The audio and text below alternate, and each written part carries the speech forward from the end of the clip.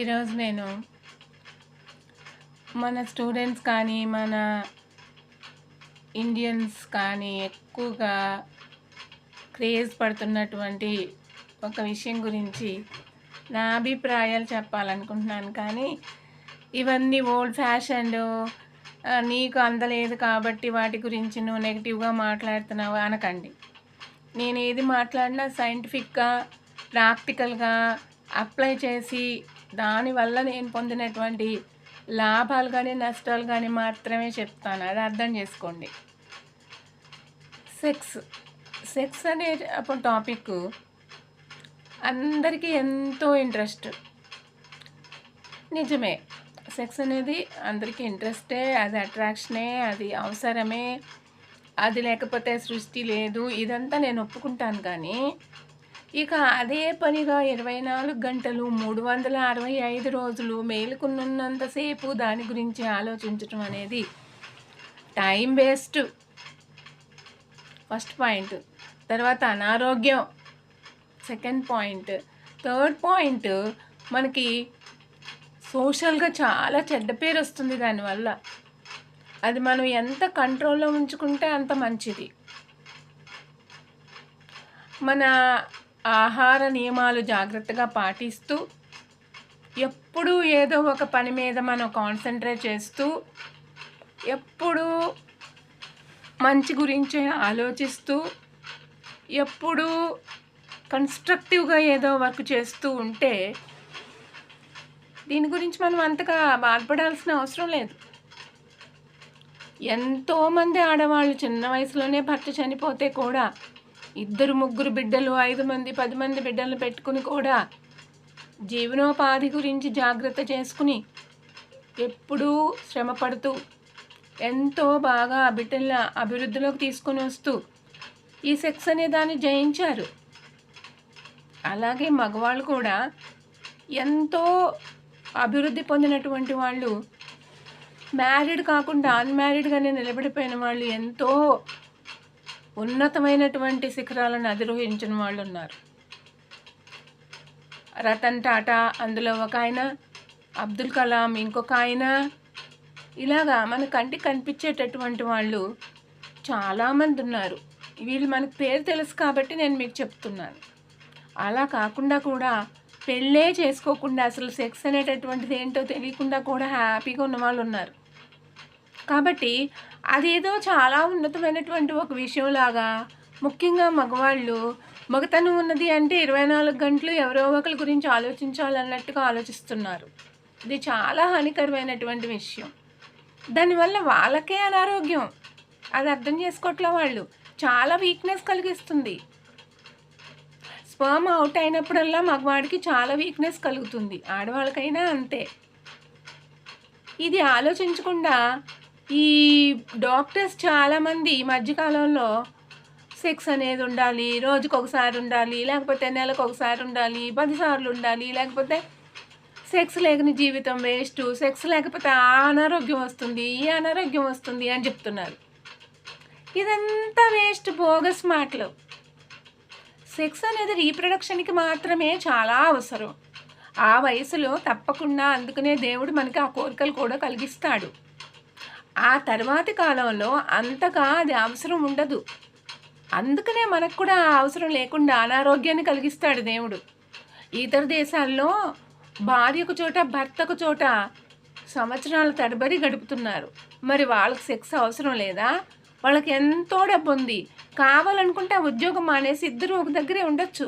మరి ఎందుకని వాళ్ళు అంతగా ప్రొఫెషన్కి ఇంపార్టెన్స్ ఇస్తున్నారు? అంటే అది కంట్రోల్ చేసుకోగలిగితేనే కదా వాళ్ళు ప్రొఫెషన్కి అంత ఇంపార్టెన్స్ ఇవ్వగలుగుతారు. ఇది బాగా ఆలోచించవలసినటువంటి విషయం. ఎప్పుడో ఏదో, అంతేకాని 24 గంటలు 365 రోజులు, వారంలో 7 రోజులు అదే ఆలోచన, అదే చేయాలనేటువంటి ఆలోచన మనకి ఏ రకంగానూ ఉపయోగపడదు. అనాది నుంచి మన శాస్త్రాలలో కూడా ఇదే చెప్తున్నారు. వివాహం విద్యానాశనం, శోభనం సర్వనాశనం. అంటే ఆ రోజుల్లో కట్టుబాట్ల ప్రకారం వివాహం అయితేనే శోభనం అవుతుంది, అంటే సెక్స్కి లైసెన్స్ వస్తుంది అనే ఉద్దేశంతో చేసినటువంటి ఈ విషయం. కానీ ఈ రోజుల్లో పెళ్ళే అని కాదు, ఏదో ఒక రకంగా సెక్స్ గురించి తాపత్రయపడుతున్నారు. సెక్స్ గురించి ఆ పెళ్ళైనటువంటి వాళ్ళే కాకుండా పెళ్ళి కాని వాళ్ళే ఎక్కువగా, లేకపోతే పెళ్ళయి కూడా ఇద్దరిని, ముగ్గురిని, నలుగురిని కనిపించినటువంటి వాళ్ళందరినీ ఆలోచించేటటువంటి ఈ పద్ధతి మరీ ఇప్పుడు ఈ సెల్ ఫోన్లు, వీడియోలు మనకి ఇవన్నీ అందుబాటులోకి రావడం వల్ల ఇంకా ఎక్కువైపోయింది. మన భారతదేశంలో మనం ఏదో చాలా గొప్పగా అనుకుంటున్నాం, కానీ ప్రపంచ దేశాలన్నింటికంటే ఎక్కువగా రేప్ తర్వాత ఆడపిల్లని చంపేయడం అనేటటువంటి ఈ హింసాత్మకమైన విషయాలు ఇండియాలోనే ఎక్కువ కనబడుతున్నాయి. దీనికి కారణం మన ఆలోచన విధానమే రాంగ్. తర్వాత మన చట్టాలు కూడా ఏదైనా సెక్స్కి సంబంధించినటువంటి లైంగికమైనటువంటి నేరం చేస్తే ఆ వ్యక్తిని ఎక్కువగా తొందరగా పట్టుకుని గొడవ పెట్టడం, లేకపోతే వాళ్ళకి శిక్ష విధించడం అనేటటువంటిది ఎక్కువగా పెట్టడం వల్ల కూడా ఈ హింసలు ఎక్కువైపోయినాయి. మనం అనుకుంటున్నాం, కానీ దేనిపైన అయితే ఎక్కువగా కాన్సన్ట్రేషన్ ఉంటుందో చట్టానికి కూడా, ఎక్కడైతే ఎక్కువ కఠినమైన శిక్షలు ఉంటాయో ఆ పనుల మీద మనసు పడుతుంది ప్రజలకి. కాబట్టి ఈ పెళ్ళనేటటువంటిది ఖచ్చితంగా ఫలానా రకంగానే ఉండాలి, తర్వాత డైవర్స్కి ఇన్ని సంవత్సరాలు తీసుకుంటారు అనుకుంటాం వల్లనే మనకి చాలా ప్రాబ్లమ్స్ వస్తున్నాయి. ఏదైనా భార్యాభర్తకి నచ్చలేదు అంటే వెంటనే డైవర్స్ కనుక వచ్చేస్తే చాలా సందర్భాల్లో సమస్యలు ఉండవు. ఈ సెక్షువల్ సంబంధించినటువంటి ఈ లైంగిక సంబంధమైనటువంటి నేరాలు చాలా వరకు తగ్గిపోతాయి. ఫస్ట్ పాయింట్ అది. రెండో పాయింట్ ఏంటంటే మనుషుల మనసులోనే మార్పు రావాలి. మనం ఏదైనా సరే నిర్మాణాత్మకమైన పని చేయడానికి టైంని వెచ్చించాలి, శ్రమని వెచ్చించాలి. అలా వెచ్చించినట్లయితే మన మనసు అలసిపోతుంది, శరీరం అలసిపోతుంది, ఎంతో మంచి పనులు జరుగుతాయి. ఆ సమయానికి మనకు నిద్ర వచ్చేస్తుంది. ఎవరికి ఈ విషయాల గురించి ఎక్కువగా ఆలాపన ఉంటుందంటే డబ్బులు ఎక్కువగా ఉండి ఏ పని లేక ఏం చేద్దామా అనుకునేటటువంటి వాళ్ళకే ఈ పనులు వీటి గురించి ఆలోచన ఉంటుంది. కాబట్టి డాక్టర్స్ చెప్పేటటువంటి ఈ విషయాలన్నీ కూడా నిజం కాదు. వాళ్ళు రోగాలు పెంచడానికి అని చెప్పి కొన్ని విషయాలు చెప్తారు. రోగం పెంచితేనే కదా మెడిసిన్స్కి వెళ్తారు. కాబట్టి డాక్టర్స్ బిజినెస్ ఫార్మా ఇండస్ట్రీకి అనుకూలంగా ఉండాలి. అలా ఉన్నట్లయితే ఎక్కువగా ప్రజలు డాక్టర్స్ దగ్గరికి వెళ్తే మందులు కొనుక్కుంటే ఆ మందులు కొనుక్కోవడం వల్ల డాక్టర్స్కి కూడా కమిషన్ వస్తుంది. ఈ విషయం బాగా ఆలోచించాలి మీరందరూ. డాక్టర్ అనగానే దేవుడు అనుకుంటున్నారు. ఏ కనిపించిన డాక్టర్ ఏది మాట్లాడినా మీడియాలో ఏదొచ్చేసినా అదే నిజం అనుకుంటున్నారు. నీ మనసులో ఏ చెడు ఉందో ఆ చెడుని గురించే వాళ్ళు ఎక్కువగా ఎక్స్ప్లాయిట్ చేసి నిన్ను రెచ్చగొట్టడం కోసం మాట్లాడుతున్నారు. తమకి వ్యూవర్స్ కల్పించడం కోసం వాళ్ళు ప్రజల్లో ఉన్నటువంటి ఆ చెడు భావాల్ని పెంచుతున్నారు, ఈ క్రేజ్ని పెంచుతున్నారు. నేను చెప్పినట్టుగా చెప్తే ఎవ్వరికీ ఏ వ్యూస్ రావు. అందుకని ఆ విధంగా ప్రజల మనసుని పాడు చేస్తున్నారు. ఇది బాగా అర్థం చేసుకోవాలి మీరు. ఆరోగ్యకరమైన వాతావరణంలో పెరుగుతూ మంచి ఎక్సర్సైజ్ చేస్తూ చక్కగా ఆటపాటలు కనుక ఉపయోగించుకుంటూ శారీరక శ్రమ పడుతూ అందరికీ ఉపయోగపడుతూ ఉన్నట్లయితే ఈ సెక్స్ గురించినటువంటి ఆలోచనలు చాలా తగ్గిపోతాయి. ఎక్కడో ఏదో మనసుకు నచ్చిన ఒక సందర్భం ఉంటుంది, కానీ 24 గంటలు అదే పని మీద ఉండడం అనేది చాలా మానసికమైనటువంటి జబ్బు. అదొక జబ్బు. అదేదో పెద్ద క్రెడిట్ అనుకుంటున్నారు ముఖ్యంగా మగవాళ్ళు. కనిపించిన ఆడదాని మీద ఇలా చేయటం, లేకపోతే వాళ్ళ గురించి వంకరగా మాట్లాడడం, వంకరగా చూడడం అనేటటువంటిది తమకు స్టేటస్ అనుకుంటున్నారు. ఇది వాళ్ళ క్యారెక్టర్ మీద చాలా చెడు కలిగిస్తుంది. వాళ్ళ జీవితం మీదే ఒక చెడు మరకని వేస్తుంది. ఎంత ఉన్నతమైనటువంటి సాంప్రదాయం కలిగినటువంటి వారైనా, ఎంత గొప్పతనాన్ని సాధించినా కూడా ఈ సెక్స్ విషయాల్లో కనుక కంట్రోల్ లేకపోతే వాళ్ళ జీవితం ధ్వంసం అయిపోతుంది, చిన్నాభిన్నం అయిపోతుంది. రకరకాలైనటువంటి కొత్త రకమైనటువంటి జబ్బులు, ఎయిడ్స్ లాంటివి కూడా దీనివల్లనే ప్రబలుతున్నాయి. అనవసరమైనటువంటి ఇంపార్టెన్స్ సెక్స్కి ఇవ్వడం వల్లనే ఈ రకమైనటువంటి జబ్బులు వస్తున్నాయి.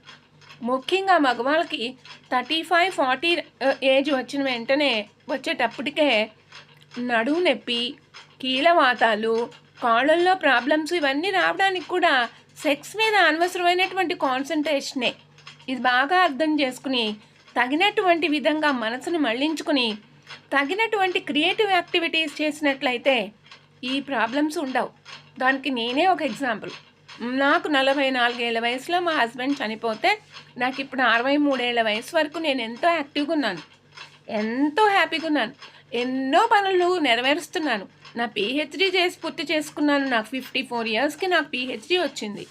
ఈ విధంగా నేను నిర్మాణాత్మకమైన పనులు, నాలెడ్జ్ ఓరియంటెడ్ పనులు ఎప్పుడూ కాన్సన్ట్రేట్ చేస్తూ ఉండడం వల్ల నేను నా మనసుని నేను జయించగలుగుతున్నాను.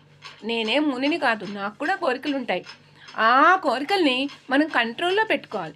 చాలామంది ఏమనుకుంటారంటే నేను స్వేచ్ఛగా ఉన్నాను కాబట్టి ఎక్కడంటే అక్కడ తిరగచ్చు, నన్ను ఎవ్వరూ ఏమీ ఆపడానికి అవకాశం లేదు కాబట్టి ఎక్కడో ఏదో చేస్తున్నాను అనుకుంటారు.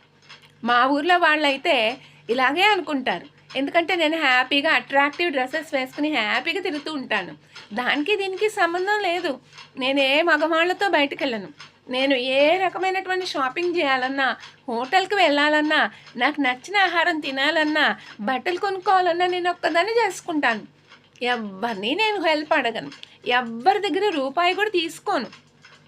నా డబ్బే నేను నాకు నచ్చిన విధంగా ఖర్చు పెట్టుకుంటాను. నేను మా ఊర్లో ఉండేటటువంటి హాస్పిటల్లో పిహెచ్సిలో మందులు తెచ్చుకుని విటమిన్ ట్యాబ్లెట్స్ లాంటివి, ఇంకేం పెద్ద నాకు క్రానిక్ డిసీజెస్ లేవు. దీనివల్లే నాకు అనారోగ్య సమస్యలే లేవు. దీనివల్లే నాకు అనారోగ్య సమస్యలు లేవు. కాబట్టి నేను అటువంటి మందులు తీసుకుని వచ్చిన సందర్భంలో మా హాస్పిటల్లో ఉండేటటువంటి హెల్పర్స్ వాళ్ళు కూడా నేను హ్యాపీగా బయట తిరుగుతున్నాను కాబట్టి, నాకు స్వేచ్ఛ ఉన్నది కాబట్టి నేను ఈ రకంగా సెక్చువల్గా ఎవరితోనో తిరుగుతున్నాననే ఉద్దేశంతో సెక్స్ ఎక్కువ అయితే వచ్చేటటువంటి జబ్బులకు సంబంధించినటువంటి మందులు కూడా నాకు తెలియకుండానే నా లిస్టులో కలిపేసి ఇచ్చేస్తుంటారు. పోనీలే, వాళ్ళకి నా మీద ఆ విధంగా ఒక ప్రేమ ఉంది, నేను హ్యాపీగా ఉండాలి, ఏం చేసినా తప్పు లేదు, ఒకవేళ అటువంటి ప్రాబ్లం వస్తే మేమున్నాం నీకు సాయం చేయడానికి అన్నట్టుగా ఆ మందులు ఇచ్చినట్టు నేను అనుకుంటున్నాను. లాస్ట్ మంత్ అలా జరిగింది. అది ఏదో ఒక మందు, అదేంటో నాకు అర్థం కాలేదు. అయ్యో ఒక 60 ట్యాబ్లెట్స్ ఇచ్చారు. ఆ ట్యాబ్లెట్స్ తీసి నేను నెట్లో చూస్తే అవి లైంగికపరమైనటువంటి జబ్బులు వచ్చేటటువంటి వాళ్ళు వాడేటటువంటి మందులు. నాకు ఆశ్చర్యం వేసింది. ఎందుకు ఇచ్చారా అనుకున్నాను. తర్వాత ఆలోచించాను. నేను ఏదైనా పాజిటివ్ అని ఆలోచిస్తాను. వాళ్ళకి నేనంటే చాలా ఇష్టం. మా ఊర్లో వాళ్ళందరికీ నేనంటే చాలా ఇష్టం. నేను ధైర్యంగా ఒంటరిగా హైదరాబాద్లో ఉండి జాబ్ చేస్తున్నానని ఎంతో సంతోషపడతారు. అందుకని ఆ హాస్పిటల్లో ఉండేటటువంటి వాళ్ళు కూడా, ఆ కాంపౌండర్స్ వాళ్ళు కూడా, మగవాళ్ళు కాంపౌండర్స్ వాళ్ళు కూడా ఆలోచించుకుని అలా ఇచ్చినట్టున్నారు.